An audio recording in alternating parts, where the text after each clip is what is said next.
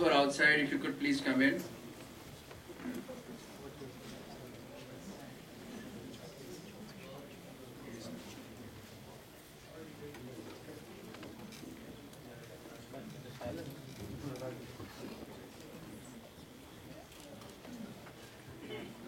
Certainly it's so quiet. So why don't we get started, and before we get started, let's, just to get our energy going back just the way it was 2 minutes ago, so let's give a big round of applause to our small staff. Dan there taking pictures, so be nice to him. And Patricia, you saw outside, there she is trying to haul everyone in. So for all the hard work they have done to make sure that we have these events run smoothly here, and we are able to provide all these insightful programs. So before we get started, I'd like to give you a quick brief background on TIE. Most of the time, usually it's Kiran Malhotra, who's our executive director. She does the introduction, but she is lucky. She, as well as Vis, Mishra, and a lot of them are in Bali, Indonesia, enjoying the wonderful island breeze. I wish I was there, but I'm equally excited to be here to hear Anand, so, you know. I didn't want Anand to get offended, so he doesn't start. He just says, okay, I'm done. Okay, so the Thai, as you know, the Indus entrepreneurs, it was started in early 90s in 1992. As you can see from the name, it goes to its the founders' South Asian origin or their Indus roots. However, what TIE stands for is Talents, Ideas, and Enterprise. And TIE is an open and inclusive group, so anyone is open to become a member. And today, it has grown rapidly to over 57 chapters across 14 countries globally. From places like down under in Australia to Japan, Tokyo, Malaysia, Singapore, in Europe all the way to the cold countries, Sweden to Germany, UK, as well as number of chapters in South Asia all over, in India, Pakistan. So it has, and we have over 13,000 members today. So which is an amazing feat for a non-profit organization which is run by exclusively volunteers. And what TIE does is cultivates and nurtures entrepreneurship, because we believe that by creating more and more entrepreneurs, that's an instrument of prosperity for the human beings. So great cause here. And TIE has 3 constituencies. Number 1, charter members, and sponsors, who are the backbone of this organization and which helps financially to keep it running smoothly. Charter members are accomplished professionals and entrepreneurs, and I think we may have a lot of them I saw here, right from Paul Singh, Tyra-san. So those who are charter members, could you please raise your hand so as you can see. So these are a lot of accomplished individuals over here. So please try to network with them, connect with them, as they could be your mentors, advisors, investors, and could be your customers. And so that's, we are really fortunate to have them. And then we have members. Members, like I said, are open to anyone. Anyone can become a member for just a very nominal fee of like $100, and then after that you get access to all these discounted programs, which are just run, very, like, we are not trying to make money out of it. We want to provide for as minimal cost to you the programs which can help you realize your entrepreneurial dreams, and that's what you aspire to become. Third group is sponsors. So we have a lot of sponsors who also help financially, which is like a lot of companies like Microsoft, IBM, as well as venture capital firms locally and globally, some of them, as well as law firms, accounting firms, as well as consulting services companies. So those are the 3 constituencies we have. Now in terms of the programs, the flagship program we have is TIECon. So has anyone heard of TIECon? Okay. So TIECon is our flagship program, which is held annually, usually during May, and this is the largest program for entrepreneurs. And those who attended this year, let me do a little quiz here on TIECon. So those who attended this year, do you know how many attendees were there in ThaiCon in May? Any other number? 3,800. Yeah, 3,800, wow. Okay, so it's over 3,000. Paul probably knows, he was the marketing chair. Paul, what was the number total? Even he doesn't remember. I don't think you're keeping track of your numbers well. Okay, so ThaiCon, and then when was the first ThaiCon held? Second trivia question. 1992. 1992? That's just a guess. So I don't believe your 3,800 number either. 1994. 1994, that's correct. That's when the first ThaiCon was held. In fact, I was also a volunteer at that time. And it was held in Fairmont Hotel in San Jose downtown. We were really excited. We had 500 people. We worked 3-4 months hard, you know, a few hundred volunteers, and really exciting. And then the last question is, how many of you have gone to each and every ThaiCon? Not that I'm trying to determine your age, but... Okay, so I am also one of them. So I've attended each and every ThaiCon since '94. For me, it's like going to Makkah every year and get the entrepreneurial blessings. Because I really feel excited when I come to ThaiCon. There's so much of energy and more, you know, energy and inspiration. You get really motivated. So all those who haven't been to ThaiCon, please make sure next year in May you attend ThaiCon.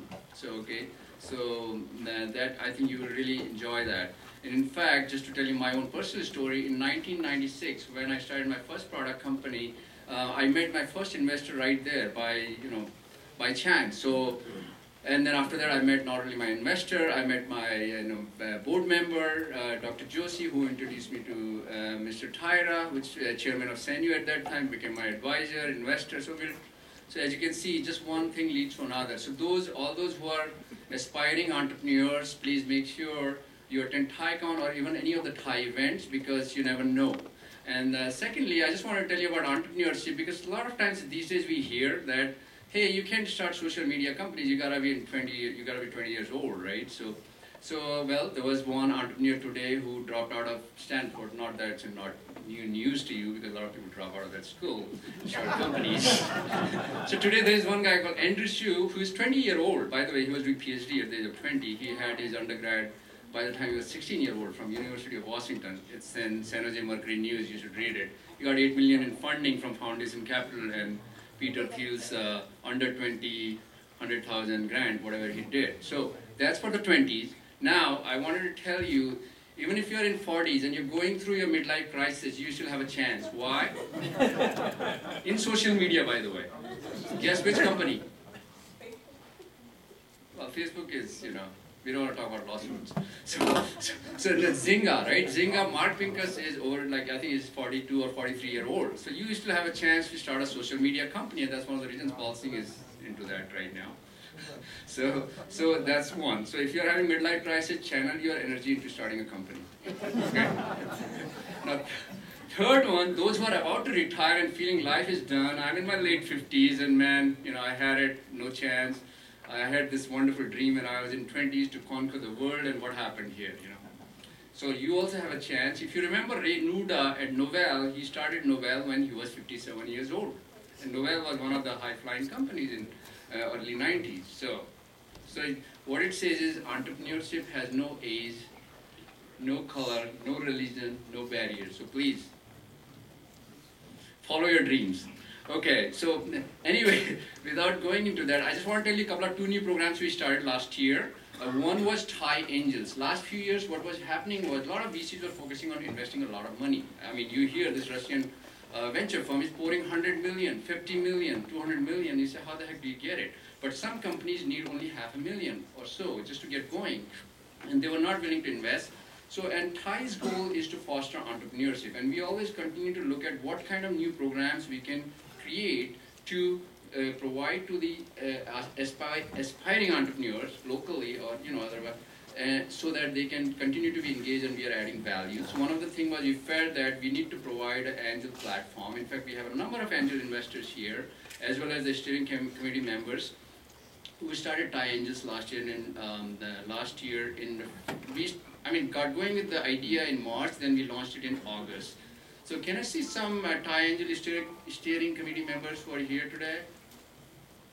Well, I know some angel investors. I see Mala there, I see Murali, and a number of them are here, so who are investors, angel investors. So anyway, so Thai Angel, since August, we have been having, so the way the process works, go to Thai website, thaisv.org, there is a Thai Angel section, and you can apply there for your company if you're looking for seed financing or whatever, bridge financing, apply there, it goes through a process, just follow it's very simple guidelines, and then after that all those companies are invited here for pre-screening. So about 8 or 10 companies are invited. From there 3 companies are selected by the steering committee members. A lot of them are past venture capitalists, entrepreneurs, very successful people, and then those three companies present in front of anywhere from 50 to 70, 80 angel investors on every 3rd Monday of every month, except in May when ThaiCon is held.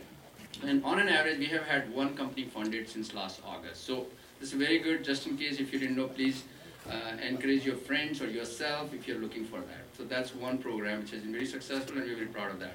Second one was early this year we launched this My Story program, which is why we have Anand here. You will hear his fascinating and exciting entrepreneurial journey. So My Story we launched this year in March because so since I'm chair for programs since this January, and I was thinking what helped me in my early days and what still continues to inspire and motivate me is coming and listening to entrepreneurs, like telling their story, because every entrepreneur goes through a different journey. There is no fixed style other than you hear some of the business plan cookie cutter stuff, but bottom line is still you have to meander through, otherwise everyone will be an entrepreneur. So we launched this program in March, and we have had 1 entrepreneur come and share their story. So if you have any friends who have exited their company recently, meaning what it means is either they have gone IPO or they have successfully sold to another large company within the last 12 to 18 months, I would love to connect with them and have them featured here to share their story so they can be here. So anyway, that's the second program. In fact, we already have Dr. Sanjay Kumar next month in September, who is a health doctor turned entrepreneur in health informatics area. So those who are interested in that area, please come on over. It's on 13th of September, same time here. So with that, now I would like to tell you a few words about Mr. Tsuyoshi Taira, who's going to introduce our speaker today.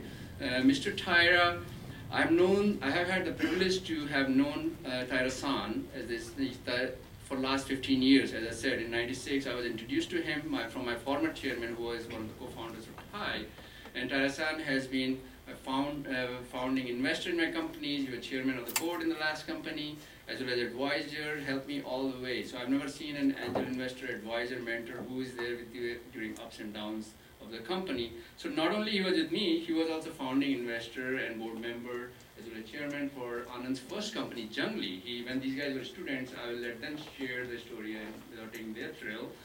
He was the one with his friends. They poured in these 4 guys with some program running in the Stanford lab, and the initial seed money to get the company going. So before I invite Taira-san over here, what I wanted to do was, I like one quote from Khosla Ventures website, those who have gone to Khosla Ventures. What it says is, an entrepreneur is someone who dares to dream the dreams and is foolish enough to try to make those dreams come true. Has anyone read this one on his website? You go there, it's right on the first, his landing page, it just blinks at you. However, the only difference today is, I would like to modify that, is that in My Story program today, our entrepreneur dared to dream, but was smart enough to make those dreams come true, not only once, in Jungli, which was sold successfully to Amazon.com in '98, if I remember, late '98s, and now recently Cosmix, which was sold to Walmart.com, which is a traditional brick and mortar, as they used to be called, retailer, which is one of the largest country actually, as a company with the gross revenue they do. And not only that, he's been very successful as an angel investor, and including one of the early investors in Facebook. So with that, I would like to invite Taira-san over here to introduce Anand Rajaraman, and then after that we'll have Anand. Let's give a round of applause to both of them.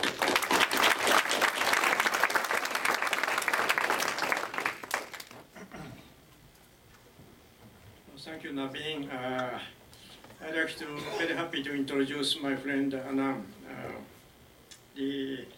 Anand is a graduate IIT Madras 1993, and we started Jangri 1996. I was in attending TICON 95, and when I want to study how the venture capital do this country, so I went there, and after 5 minutes, Rakesh, another founder of Jangri, came out. Tyler-san, you got to come, you got to see this exciting software. No, I got to study something, I don't want to go. So I just go back to conference. Later on, 3 people came in, Anand and Ashish. And they came back, you got to come. So they kidnapped me from the TICON to Stanford University. So anyway, after I get there, they are showing their computer how their search engine works. At that time, no Google there, only Yahoo is there. But anyway, they're showing how good their software is. Normally at that time, software, if one keyword you put the venture capital, there are hundreds of coming. So they did like venture capital and the investor for internet and so on, the 3, 4 and this and that. So they did a very good software. I guess one time I asked the Anand and Benki, is your search engine better than Google? Oh, he says definitely this will be better than Google. Anyway, I'm glad to introduce the Anand here. We started in 1996 in Jangri, and then 1998 we was acquired by Amazon. And the Amazon was looking for search engine for their competitive shopping. So they created all those software to Amazon. That is Amazon so successful, their marketplace. After that, I became very famous because I did the Jangri, invested Jangri. So people coming to me, can you invest me? So I said, okay. That's simple. But every Indian people are so aggressive. They came first. I say, I'm number 10 graduate IIT Bombay, IIT Delhi, and so on. So I have 10 people come to keep saying that. So finally 11 people come in. I was so curious. He says, IIT Bombay are number 10. So I told him, you know, I met 11 people from IIT Bombay, and every one of them always say number 10. So after that, I never take the people's word. I'm number 10 graduate of a certain school. I don't invest.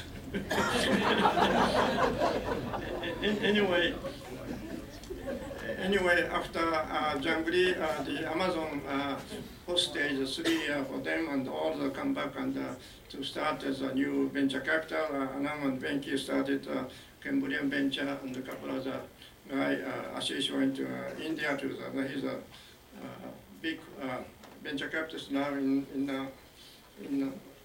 India. Anyway, after that, the Business Week Asian edition made an article about all the Jangri founder, Anand, Benki, Ashish, and all those people. And they say Anand and Benki definitely is the #1 student of the IIT Madras. I didn't know until this article. And Ashish and all together, Ashish also definitely number 10. So you know, I was so surprised. They are so smart people. I worked together, and anyway, so I asked Rakesh. Rakesh is the president of Jangri. Are you also number 10 as IIT? So he said, no. It's easier for me to count from bottom to up. So he said, number 10 from bottom. So I think no wonder he's so great manager and Jangri. So don't ask to people I'm number 10 you're graduate. Better say I'm bottom from certain point. And that is the trick to invite the investment. Anyway, after that, Benki and Anand started venture capital and also cosmics.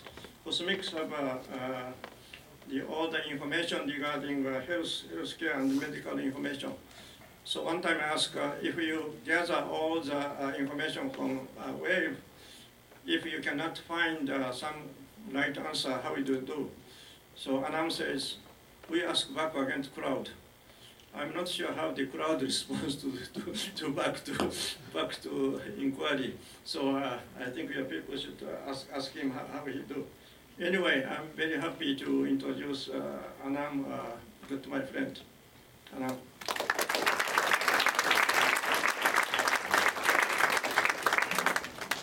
Thanks, Rajan, for that wonderful introduction, and thanks, Naveen, for inviting me here.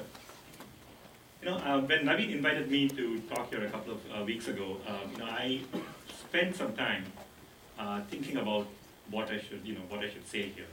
And then Naveen said, look, it's dinner, it's over wine and Indian food and all that.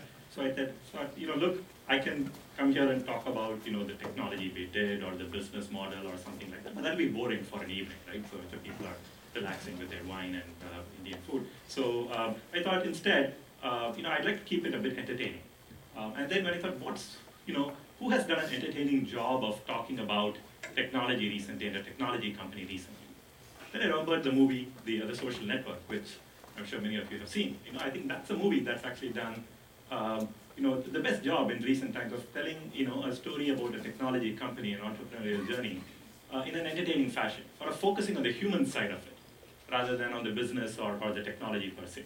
Right? So I thought, look, maybe that's what I should do. I should tell the story as if it were the social network, right? But I didn't start Facebook, so it can't be that. So it has to be something different, right? So I said, look, so what I'll do is I'll sort of go along with that angle and come up with kind of anecdotes over the last few years, over my relatively short career, and sort of come up with anecdotes that are sort of funny and entertaining and illuminating, and hopefully at the end of it, it all makes sense, right? So that's my hope. So I've sort of not arranged these anecdotes in any kind of specifically chronological order or anything like that. I've just put together a few things, and then I've not there have been many important moments and many important contributions from many people that I may have missed out.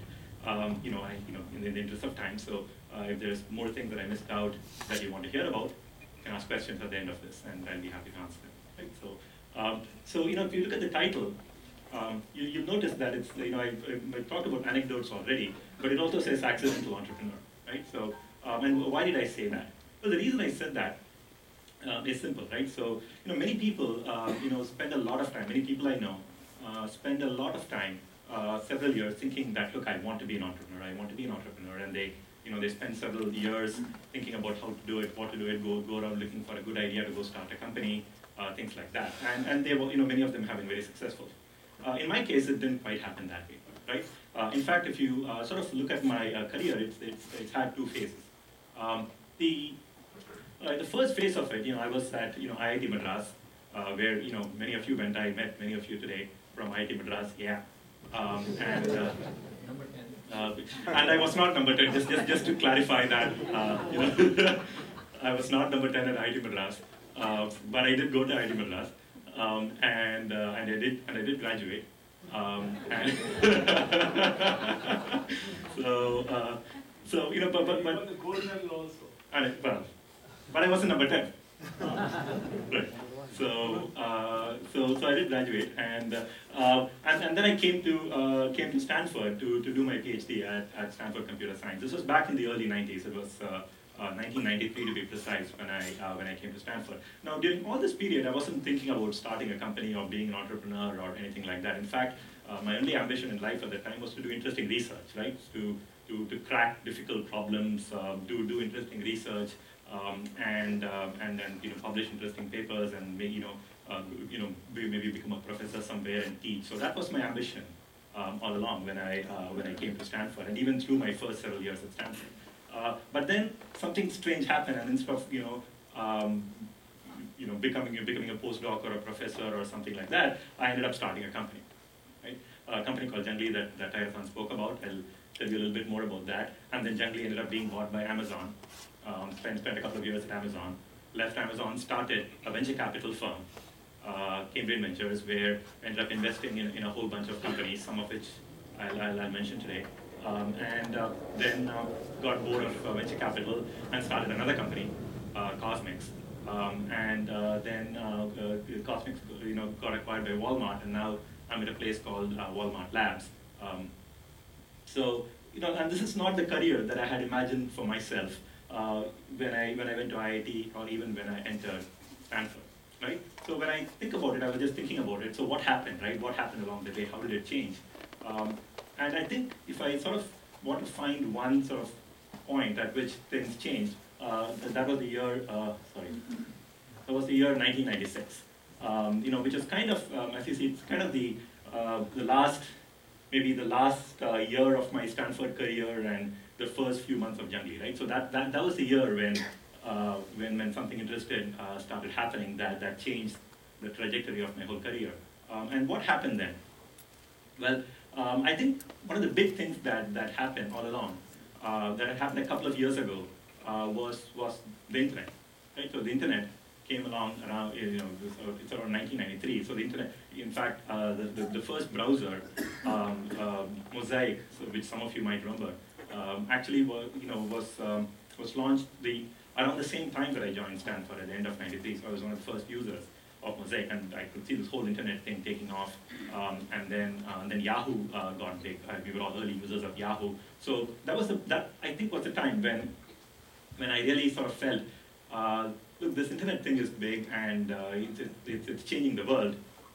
So it might be interesting to go change the world by starting a company rather than by publishing papers and becoming a professor. So that was kind of, that started happening around that time. So that's when I got bit by the entrepreneurial bug, I'd say. And now, exactly how did that happen? How did that come into play? Well, I don't know why it's jittery, but I think I blame it all on that, right? So that is it's a dish. It turns out it's a Jewish dish made of fruits and vegetables. Anybody know its name? No. It's called simis. I don't know. There's something wrong with the thing.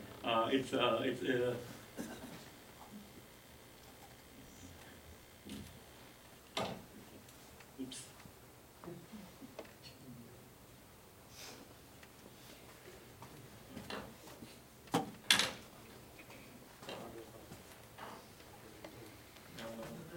I don't know. Let's see. See, I never knew I'd have to do technical work here. There it is. Let's do that. Let's hope that works.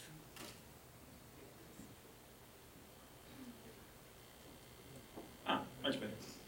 Okay. Yeah. So that's.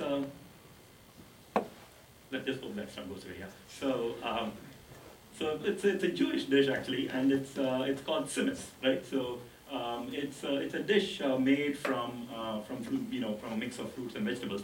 Now, more interestingly, that is also the name of the research project at Stanford, simis, that I was working on. And simis stands for, it's a long acronym. It's the Stanford IBM Manager of Multiple Information Sources, right? So I think that looks prettier, right? So that's the research project that I was working on at Stanford, and working with me on this research project at Stanford in this research group were two other people. This is in the Stanford Computer Science Department. Were two other people. This is Venki Harinarayan, who was my co-founder at Junglee, and then Cambridge Ventures and Cosmics, and Ashish Gupta. These were two people who were working with me on this simis project at Stanford. And we were doing this, and what this project was doing, this is the only bit of technical detail you'll hear in this talk, so bear with it. There was this, I forget who it was that said, right, for every, Stephen Hawking said his publisher told him, for every equation you put in your book, you're going to lose half your readership or something like that, right? So that's the one technical diagram that I have in my talk. So so what we were doing was, we were working on this problem called data integration. The idea was, this was back before the internet and the World Wide Web. Companies had these databases, and there was employee data in one place, and 2 places in 3 places, and they wanted to integrate it and present a unified view of this data by combining fields and things like this. Some of you may even have done things like this. So this is the work that Simmons was trying to do, coming up with methods and technologies for doing data integration in the context of enterprise data. And so that's the research project that I was working on. And while we were working on this, all 3 of us, something happened, right? So the internet came along. The World Wide Web came along, right? So, and when the World Wide Web came along and we all started using the web, it was pretty apparent to us that there was much more interesting data on the web than in enterprise databases, at least for students, right? So, as students, we didn't have access to enterprise data anyway, so who cared? But there was data about finding apartments or finding jobs or things like that, or finding food that were very, very important to us as graduate students. So what we said was, look, can we take all the technology that we are developing and instead of using it on enterprise data, use it on the World Wide Web? Can we take data from multiple sources on the World Wide Web and integrate it and query it and do things like that? And just to kind of prove that it could be done and create a proof of concept, we took a specific problem that one of us was having. This is Venki. Venki's girlfriend was looking for an apartment, there were many apartment rental sites on the web at the time.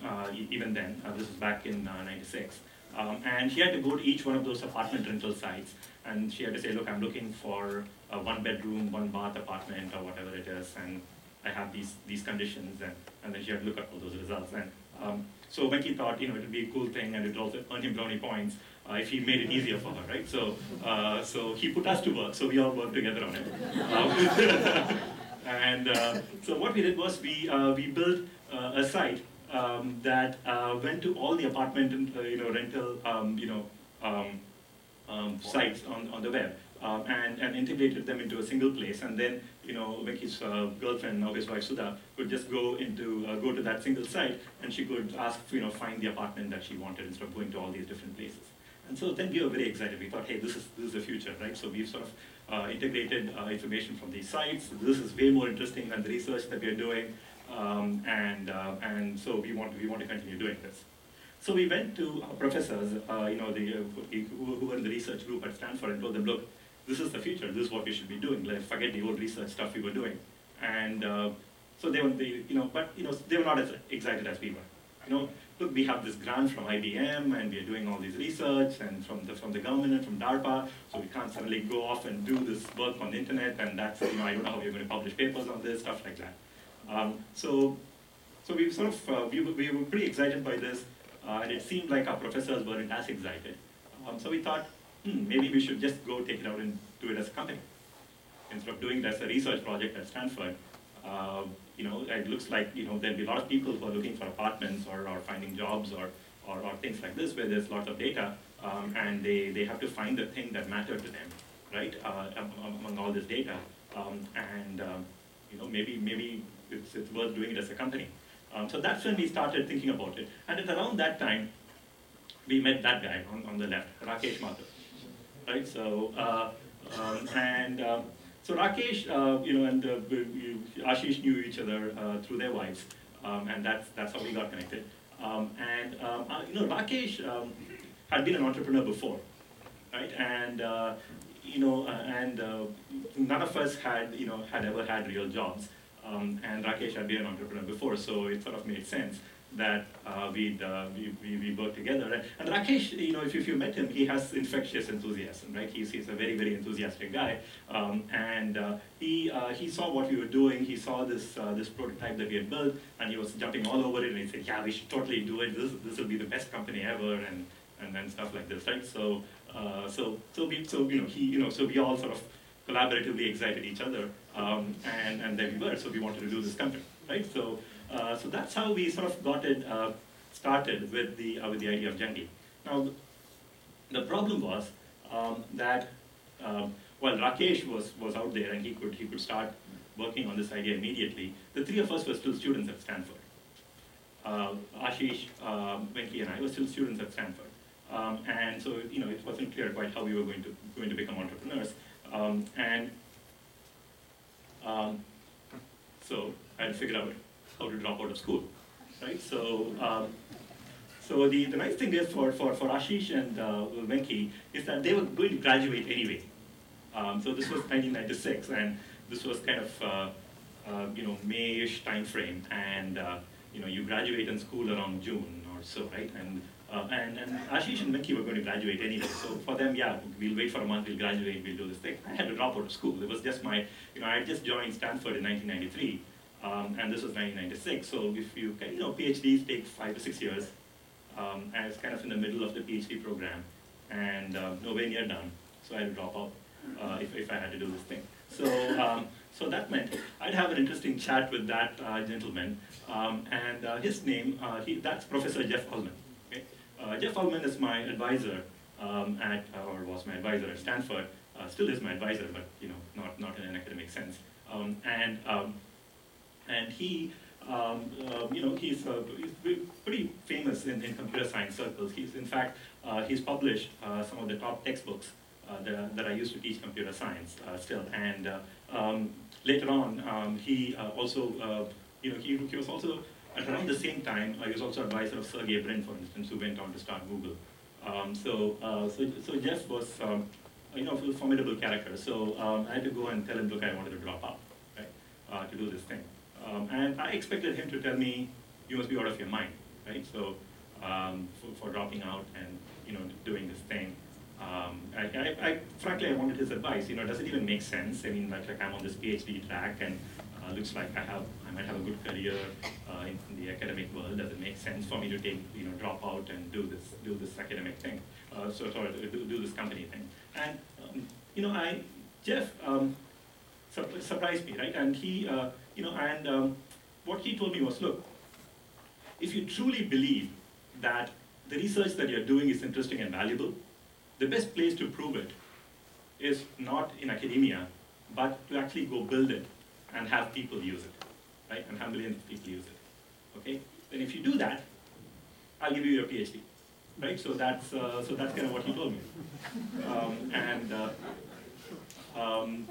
So I said, to this day, I think I thank Jeff Ullman for telling me that, and that's the it really kind of struck me to go do what I did, to take the leap that I did.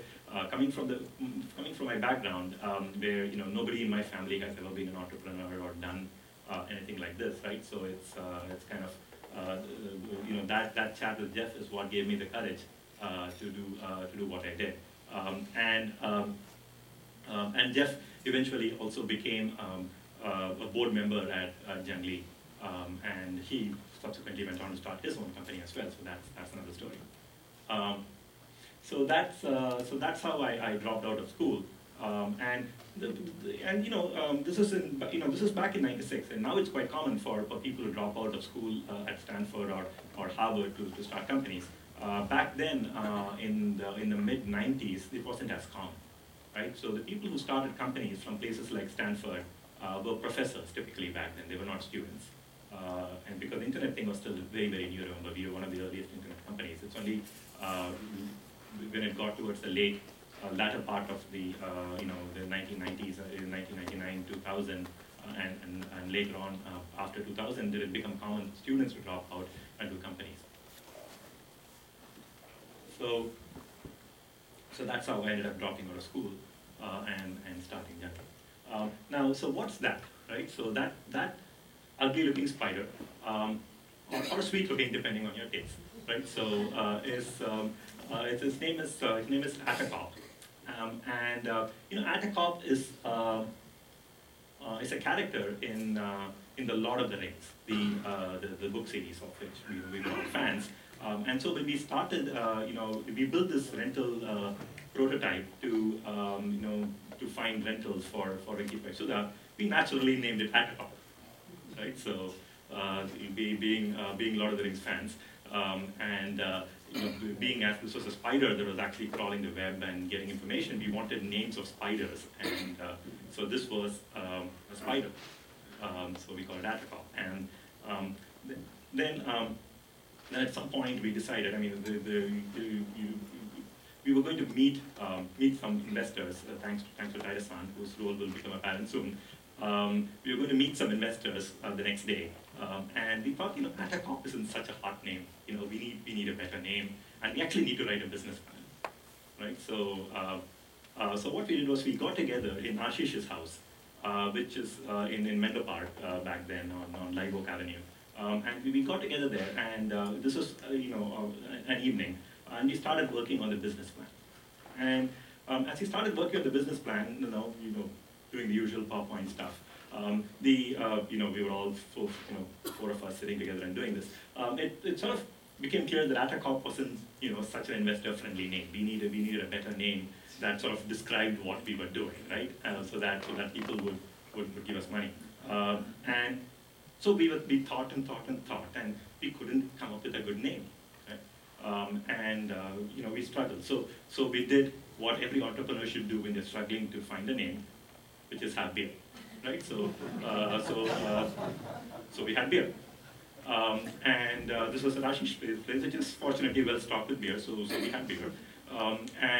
We thought for a while, nothing happened, so we had more beer.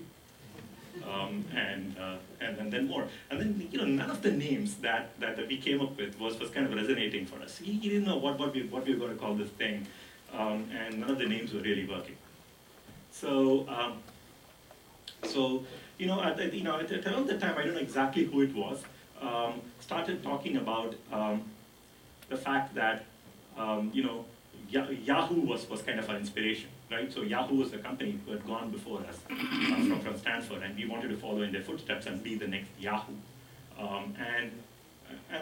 That somehow, after a few beers, brought to mind the movie Jungli, right? So have you, I'm sure many of you have seen this movie and heard the song, but here's how the song goes.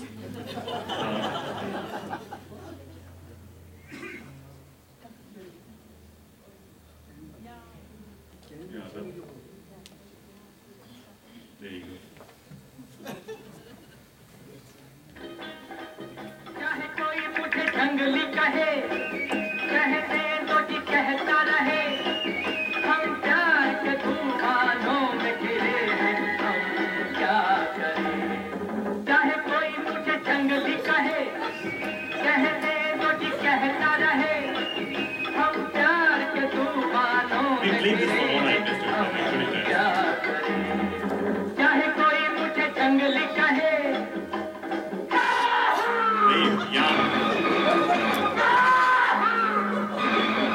See?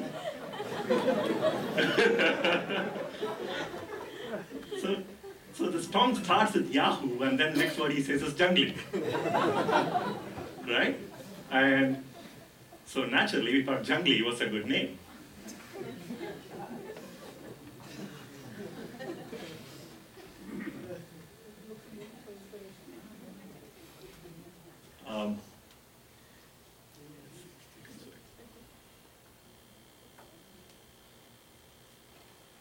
There are the mirrors, and there is a movie. So we thought Jungli was a good name, by the way, that was the first logo of Jungli, that multicolored one. I'll tell you about that in a little bit as well. But so we sort of came up with this name Jungli, inspired by this song. Interestingly enough, as it happens, at every one of our investor meetings, whenever we met investors, when Taida-san came in, we would play this, right? And we in a tape recorder in those days, right? So Rakesh had a little tape recorder, and we play the song at our investor pitches and so on to explain why we picked the name Jungli. And so we picked the name Jungli, and we and then we sort of rationalized it afterwards. We said, look, Jungly is jungle with an E at the end. So it's, it's an electronic jungle out there, right? And you need a creature of the jungle to help you find your way in the electronic jungle, and the creature of the jungle is a junglee, right? So that's what we put on our website, right? On the about page, this is what we had. That, but this, you heard the real story here. So that's Chucky. So next day, actually, surprisingly, we actually met with Tai-san, and I'll tell you that story. So how do you raise funding, right? So and Tai actually, it kind of comes to the bottom here for those of you, if you can see. So we were one of those companies that had to thank TaiCon for the funding that we raised, as Naveen said, right? So it was TaiCon going on, and Rakesh and Venki were at TaiCon, and Tai-san was there too. Right, so,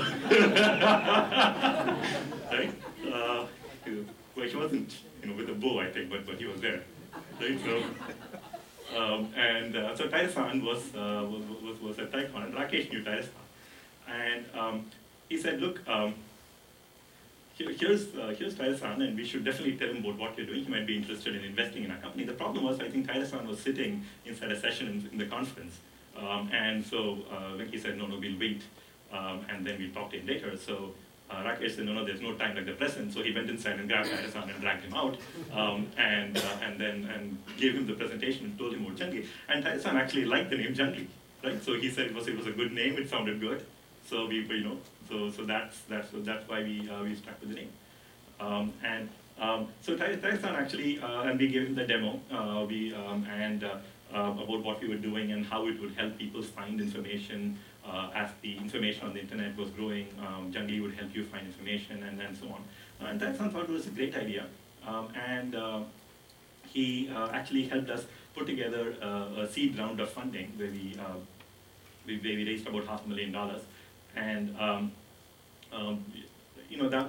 that's really what got us going. And then later, once the money was in the bank and funding was closed and everything, when we were very safe, then after that we asked Tai-san, what was it that you saw in us, right?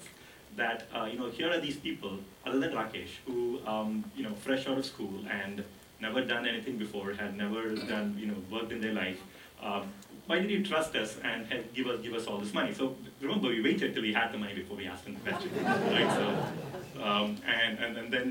So then we asked Tai-san this question, and Tai-san had he said one word, which Tai-san, I hope you remember this. The word you said was chemistry. Right? And after having, and by that he meant, look, there was great chemistry between the founders, between the four of us, having the benefit of hindsight and having been in this industry for several years and having seen many startups. I understand the wisdom of what he said back then. I was too young then to understand what he was saying, but now I do. Founder chemistry is something that is hugely underrated when people start companies, right? And it's one of those things where people get together, they think they have a good idea, and initially they're very excited and they go do their company, but the chemistry doesn't get tested at the beginning. Or during the highs, it gets tested during the lows, right? So it's when you run into roadblocks and when you're having a lot of frustration and nothing's going right for the company and nothing's going right for you, that's when chemistry really gets tested. Many companies come through the test and many companies don't. When chemistry goes wrong, bad things can happen, right? So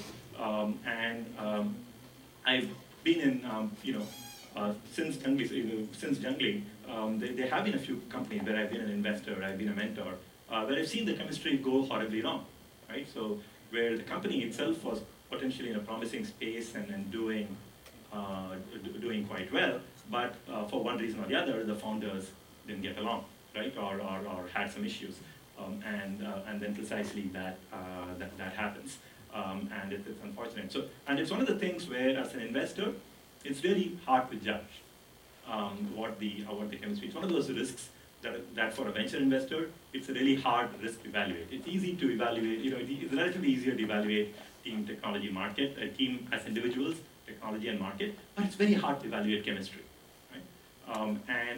That's one of the things why I often tell people, when people come and tell me, look, we are starting this company, or things like that, I always tell people, go find yourself a co-founder. Don't do this alone. Find yourself a co-founder or find yourself multiple co-founders. Doing it alone is always very hard.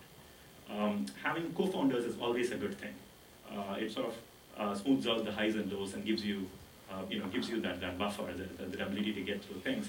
And I always tell people, look, find yourself a co-founder who you sort of know that you'll get along with, right? That where you have a past history, a past working relationship of some sort.